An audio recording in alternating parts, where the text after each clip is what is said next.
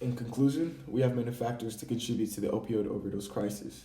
This includes doctor-prescribed opioids, such as the topics we talked about, like multi-drug therapy or multi prescription drugs, even over the counter drugs, you name it. Overprescription and lack of regulation are also huge problems involved. This typically is in the form of self prescribed drugs, in which you're sort of prescribing your own medication based off of your condition. Patients are also in need to be educated. This is direly needed because not everybody is in a common understanding or has that common knowledge of what the side effects of a certain drug is, especially when you take it in higher doses than, you know, elicited on the label. And of course, multiple drug use, like I stated before, sort of that compound of using drugs or stacking the use of a drug. Maybe you're not only using a painkiller, but you're using a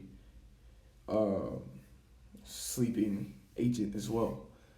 Just compounding multiple drugs, which are having a multi adverse effect on your body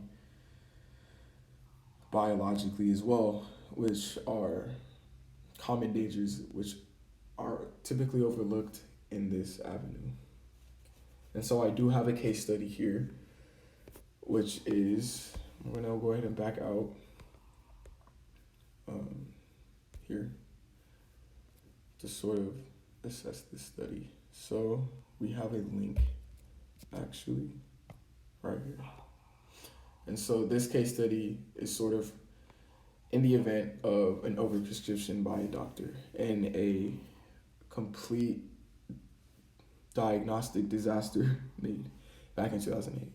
So Ellie, who was an 85-year-old resident, was returning to the nursing home on 11/5 of 2008, my bad, from the hospital following a left hip fracture.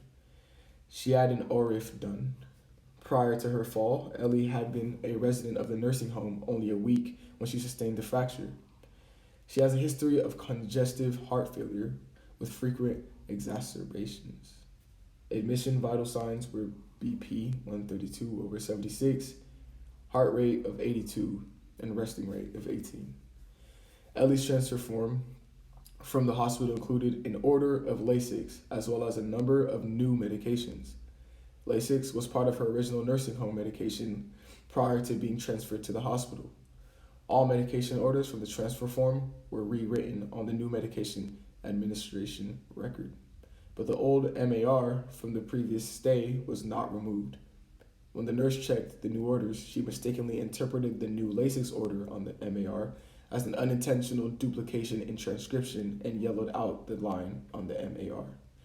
She was instructed to take a phone call and did not complete the process of checking the new orders. She asked another nurse to complete the process. The second nurse completed double checking the orders and noted the old MAR was still present. She removed the old MAR and let the first nurse know she had completed the task. The nurse who was passing medications noted the line for the Lasix had been yellowed out, which she interpreted to mean the medication was discontinued. She was the same nurse who passed the medications on the unit of 3 days in a row.